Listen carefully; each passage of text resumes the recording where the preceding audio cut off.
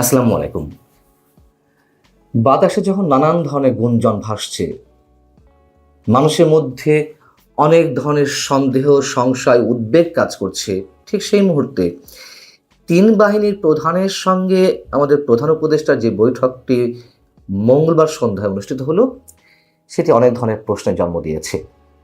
বৈঠকে আসলেই সত্যি সত্যি কী নিয়ে আলোচনা হয়েছে আমরা নিশ্চিত নই।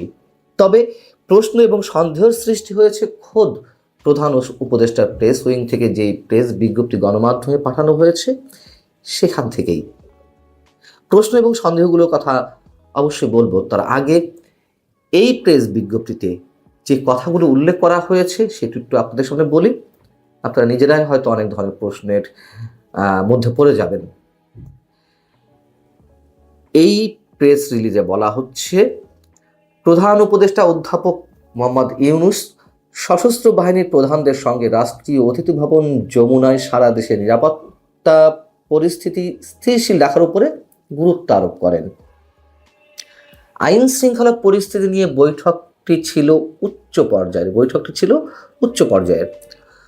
উপস্থিত ছিলেন কে? সেখানে উপস্থিত ছিলেন সেনাপ্রধান জেনারেল ওয়াকারুজ্জামান, নৌবাহিনী প্রধান অ্যাডমিরাল মোহাম্মদ নাজমুল হাসান এবং বিমান বাহিনী প্রধান এয়ার মার্শাল হাসান মাহমুদ খান। এছাড়া ঊর্ধ্বতন কর্মকর্তারা উপস্থিত ছিলেন। বেশ ভালো কথা।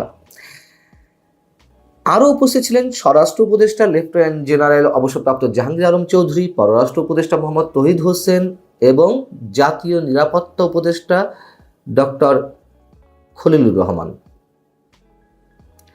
বৈঠকে দেশের বিভিন্ন অঞ্চলে আইন শৃঙ্খলা পরিস্থিতির উপরে খসড়া প্রতিবেদন উপস্থাপন করেন নিরাপত্তা সংস্থার ঊর্ধ্বতন কর্মকর্তারা। এই লাইনটা খেয়াল রাখবেন। যাই হোক, এই জন্য খেয়াল রাখতে বললাম যে নিরাপত্তা সংস্থার ঊর্ধ্বতন কর্মকর্তারা প্রতিবেদনের খসড়া উপস্থাপন করেন। প্রথম প্রশ্ন হচ্ছে, এই যে ঊর্ধ্বতন কর্মকর্তারা উপস্থিত রয়েছেন, অন্যান্য উপদেষ্টারা রয়েছেন, পুলিশ প্রধান কোথায়? তিনি কেন ছিলেন না? আইন শৃঙ্খলা রক্ষা সংক্রান্ত বিশেষ বৈঠক অনুষ্ঠিত হবে, সেখানে পুলিশের প্রধান আইজিপি থাকবেন না, এটাকে সহজভাবে মেনে নেওয়া যায়?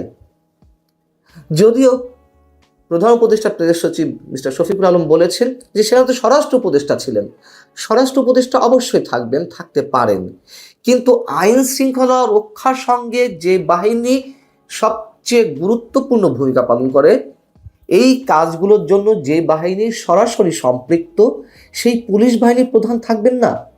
কেন ছিলেন না?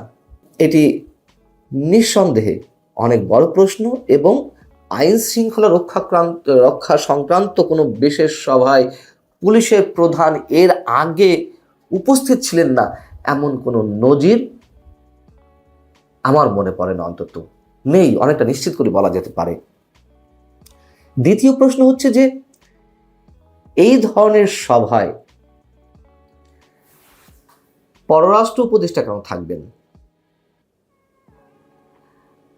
আইন শৃঙ্খলা রক্ষা সংক্রান্ত একটা জাতীয় কমিটি আছে, সেই জাতীয় কমিটির সভাপতি স্বরাষ্ট্র উপদেষ্টা, আবার দেখা যাচ্ছে সদস্য সচিবের দায়িত্বে আছেন, আমি জানি না এর মধ্যে যদি পরিবর্তন না হয়ে থাকে তাহলে আসিফ মাহমুদ সজীব ভুঁইয়া, যেটা নিয়ে আমি এর আগে প্রশ্ন তুলেছিলাম যে আর কোনো উপদেষ্টাকে নিয়েই ব্রিগেডিয়ার জেনারেল সাখাওয়াত হোসেন, তাকেও তো রাখা যেত। যাই হোক, সেটা অন্য বিষয়। অথবা এর আগে আওয়ামী লীগ সরকারের সময় এই ধরনের কমিটির সভাপতির দায়িত্ব পালন করেছেন তৎকালীন মুক্তিযুদ্ধ বিষয়ক মন্ত্রী। পররাষ্ট্র উপদেষ্টা তো আমার যত মনে পড়ে এই ধরনের কোনো কমিটিতে নেই, তিনি কেন উপস্থিত ছিলেন? আচ্ছা, ডক্টর খলিলুর রহমান তো জাতীয় নিরাপত্তা উপদেষ্টা, অর্থাৎ প্রতিরক্ষা বিষয়ক মন্ত্রীর সমমর্যাদার পদ। প্রতিরক্ষা মন্ত্রীর কাজ কি? প্রতিরক্ষা সংক্রান্ত, খুব স্বাভাবিক, এতে তো ব্যাখ্যা করার কিছু নেই। তিনি কেন উপস্থিত ছিলেন? আমরা ধরে নিতে পারি তিন বাহিনীর প্রধানের সঙ্গে প্রধান উপদেষ্টার এই বৈঠক হতে পারে, যেহেতু দেশের আইন শৃঙ্খলা রক্ষার কাজে বাহিনীর সদস্যরাও কাজ করছেন, পুলিশ বাহিনীর সদস্যদের হেল্প করার জন্য। কিন্তু পররাষ্ট্র উপদেষ্টা আছেন, নিরাপত্তা উপদেষ্টা আছেন, অথচ পুলিশের প্রধান নেই। সেই জায়গা থেকে মানুষের মনে যে নানান ধরনের দ্বন্দ্ব দোলাচলের মধ্যে আছে, সেই জায়গা থেকে যদি আমরা প্রশ্ন করি, তাহলে কি আসলে সেখানে করিডোর নিয়ে আলোচনা হয়েছে, যে বিষয়টি নিয়ে বাংলাদেশের সব শ্রেণীর মানুষ এখন ভয়ঙ্কর একটা উত্তেজনার মধ্যে রয়েছেন, এবং যেই ইস্যুতে সেনাপ্রধান একেবারেই দ্বিমত পোষণ করছেন, বিপক্ষ অবস্থান করছেন, বাংলাদেশের সার্বভৌমত্বের প্রশ্নে তিনি অটল, আপোষহীন, সেই বিষয়টি আলোচনা হয়েছে কিনা এটি প্রশ্ন আকারে উঠতেই পারে। এবং আরো যে বিষয়গুলো রয়েছে, যেহেতু প্রতিরক্ষা উপদেষ্টা, পররাষ্ট্র উপদেষ্টা, তিন বাহিনীর প্রধান, স্বরাষ্ট্র উপদেষ্টা, যুদ্ধ নিয়ে তো অনেকেই অনেক ধরনের মন্তব্য করেছেন, তাই না? সরকারের বিভিন্ন পর্যায়ের শীর্ষ দায়িত্বশীল ব্যক্তিদের পর্যায় থেকে অনেকেই, সেই বিষয়ে কোনো আলোচনা হয়েছে আমরা জানি না। তবে এটুকু অনেকের মনে সন্দেহের দানা বাঁধছে যে আসলে আইন শৃঙ্খলা রক্ষা সংক্রান্ত যে বৈঠকের বিষয়টি তুলে ধরা হয়েছে, হয়তো তার ঠিক নয়। আমি বলছিলাম যে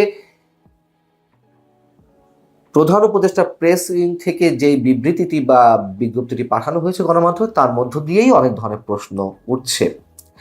যদি এখানে এই বৈঠকটি আইন শৃঙ্খলা রক্ষা সংক্রান্ত কোনো বৈঠক হিসেবে উল্লেখ না করে যদি বলা হতো দেশের সার্বিক পরিস্থিতি নিয়ে উচ্চ পর্যায়ের বিশেষ বৈঠক, তাও আমরা মেনে নিতে পারতাম যে এই ধরনের বিশেষ বৈঠকে প্রধান উপদেষ্টা যাকে প্রয়োজন মনে করছেন তাকে ডেকেছেন।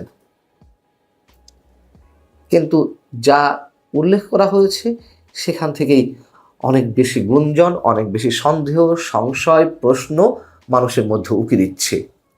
এবং এইগুলো তখনই উকি দেয় যখন যখন তথ্যের অবাধ প্রবাহ থাকে না। আমাদের কাছে মনে হচ্ছে যে এখানে কিছুটা আড়াল করার চেষ্টা করা হয়েছে,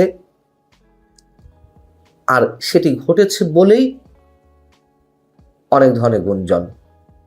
দেশের পরিস্থিতি তো আসলে ভালো না, একটা অস্বস্তিকর পরিবেশ, অস্বাভাবিক পরিবেশের মধ্যে দেশে 18 কোটি মানুষ রয়েছেন।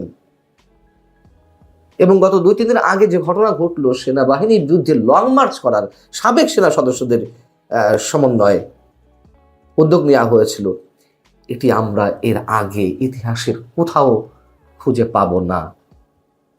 ভালো থাকুন সবাই।